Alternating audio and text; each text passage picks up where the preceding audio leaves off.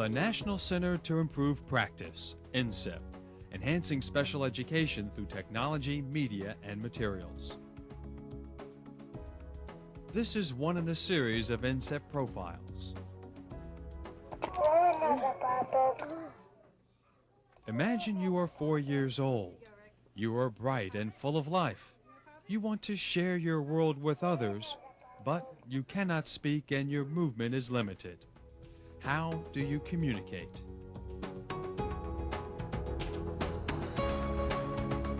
Welcome to my preschool, Communicating with Technology. Wind and rain to the east and the west, and a baby learns. Early childhood educators face many challenges when designing programs that include children with a range of disabilities. How can children who cannot speak make themselves heard? How can children who have limited movement participate in activities with their peers? How can children with multiple disabilities be guaranteed some degree of independence when interacting with the curriculum? All set to make our milkshake? Teachers at the Howard Diagnostic Center in the Brockton, Massachusetts Public School District have found that alternative communication strategies, bolstered by the creative use of technology, provide answers to many of these questions. Educators here have used technology to expand communication and access opportunities for children. It's an innovative effort supported by top school administrators. Helen Verga is the Brockton School District's Special Education Technology Coordinator. Part of my job is to help children achieve their potential. I have people look at children and they don't think that this particular child has potential. And I know that they do. And if you can bring the technology into the picture, bring the technology to the child, then the child can communicate, the child can participate, the child becomes accepted by his peers, and then I'll have people come back and look at this child and say, I had no idea this child could do this, and they can. What are we going to pick here? Smile. You like that smile, huh?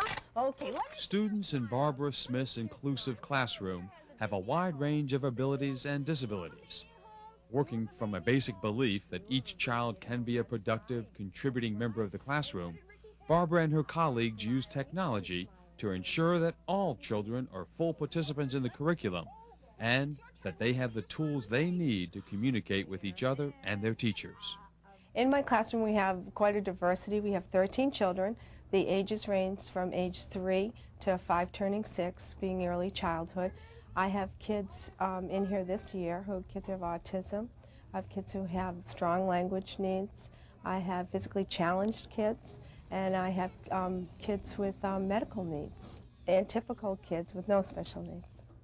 Look, there he is, forgetful. I think by getting kids together and getting that inclusive or that integrated environment takes some careful planning.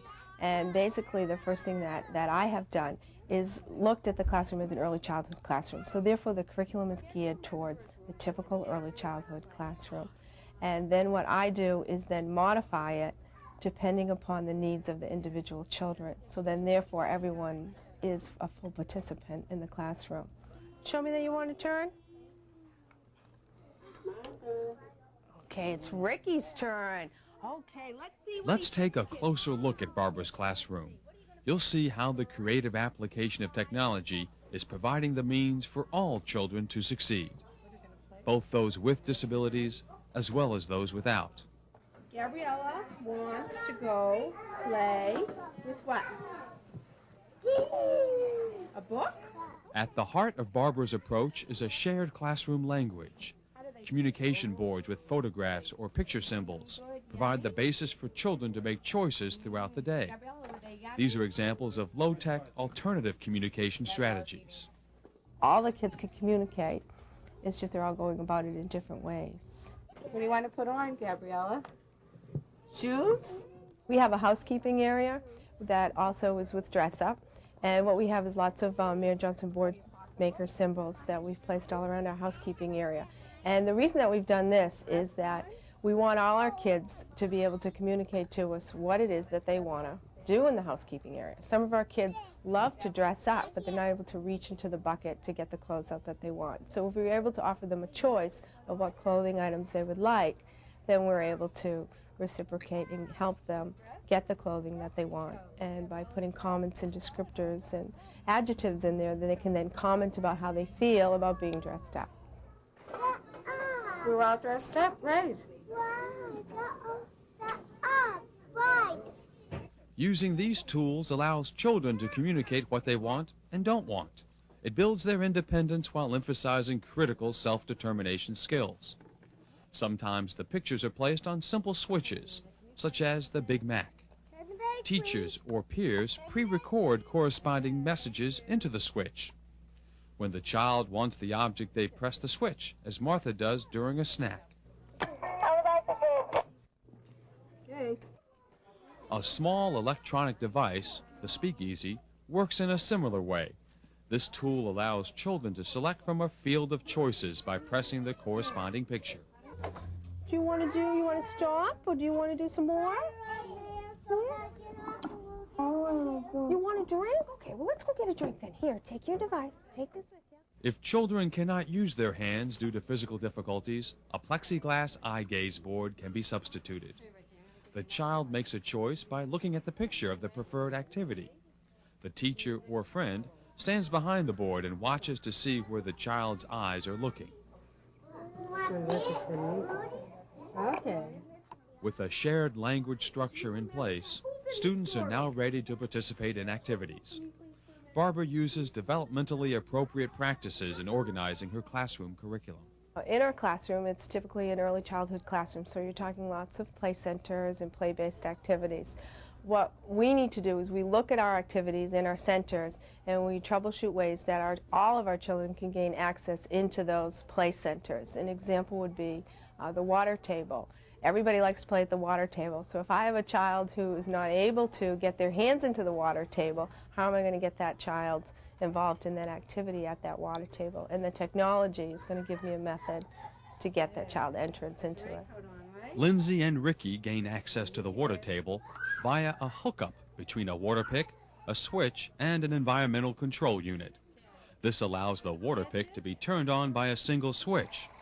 This technology device enables children with limited physical ability to participate with their classmates, not just at the water table, but in other activities throughout the classroom as well. All right, you hold it. And Amanda, why don't you open it? We do a lot of cooking in our classroom, and one of the challenges is how are we going to get some of our kids who are physically challenged to fully participate in cooking. And one nice device for us has been a pouring cup, and we use a single switch, and this enables all kids to use a single switch so that they can either pour with the pouring cup or they can reach out and pour with the actual cup. Tell Rudy to blow a bubble. We have a bubble station. That's one of our play centers in our classroom. Some of our kids are not able to get the blow out to blow a bubble. Some of our kids can pop to reach a bubble, but all of us could do something. So what we do is use a lot of the voice output switches to comment or describe or to name some actions, so that if you put it, let's say an action on it, pop the bubble, that child could give the prompt for another child perhaps to reach out and pop it, or a friend could blow the bubble.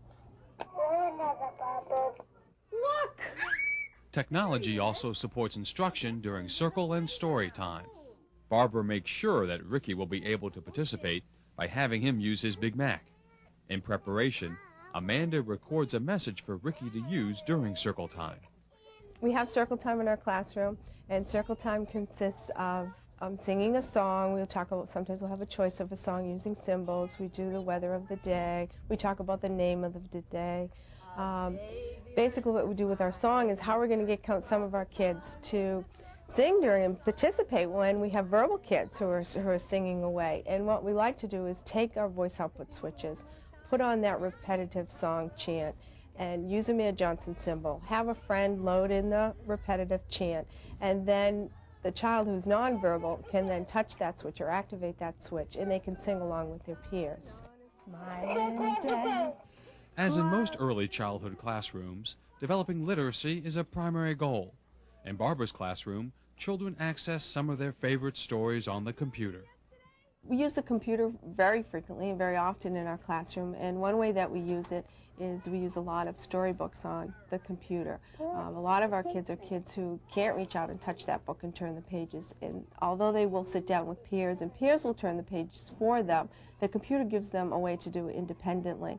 So therefore we're able to hook up a single switch to an interface that then will turn the pages of the book, so the child can have the text read to them and they can actually turn the pages of a book, but on the computer. Happy birthday to you. To deepen children's expanding literacy and language development, Barbara uses thematic units. Again, she uses technology to enhance children's participation. In our classroom, I like to use a lot of themes and units in the classroom, and especially literacy books. We met a character named Forgetful on our computer. We read a story and we met about Forgetful. And our kids had such a bond with Forgetful that I wanted to keep the unit going longer and the theme going longer. So what I did was extended a story and started to make up stories centered around Forgetful with the children in the classroom. So they became the characters in the book. Having an Apple camera enabled me to take pictures of the children so that they could see themselves on the pages of the book. And then printing it out and laminating, we're able to string it and make books. And we've made a couple of them with Forgetful as the character. Oh, look! Hello, children. Quick, get his box! To extend the unit, Barbara has the children package up Forgetful and send him off on a journey to another school. There, the new class will read about Forgetful's adventures in Barbara's class and then write their own story. All of the children get to say goodbye when the postman comes to send Forgetful off. Bye-bye, Forgetful. Bye, Forgetful. Bye. Bye-bye. There is no doubt that technology, combined with Barbara and her colleagues' ingenuity, is the key to enhancing learning for children with varying abilities. Through technology, children who otherwise would be denied access become full participants in the classroom. Ready, set, go! What I treasure about this classroom is that kids are truly inclusive. Kids are playing together, kids are smiling together. The technology, without it, it just wouldn't happen. The end.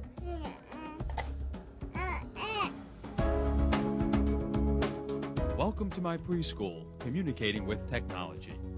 Developed by the National Center to Improve Practice and Education Development Center, Inc. You can contact NCIP at their website, http://www.edc.org/FSC/NCIP/, or write to NCIP, care of Judy's office at Education Development Center, Inc., 55 Chapel Street, Newton, Massachusetts, 02158-1060. Special thanks to Barbara Smith, her colleagues and students at the Howard Diagnostic Center in Brockton, Massachusetts, and to Kenneth Sennett, Connie Hill, and Helen Verga of the Brockton Public Schools. Produced by Warger Evie and Associates with Hamilton Productions.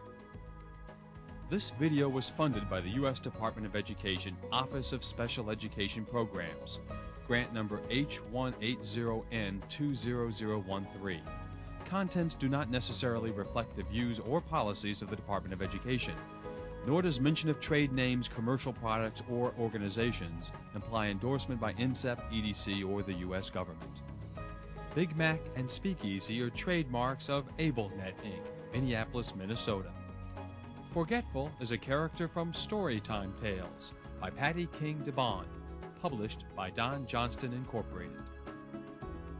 In the Circle of the Sun, copyright 1982, Sally Rogers, published by Thrushwood Press Publishing, BMI.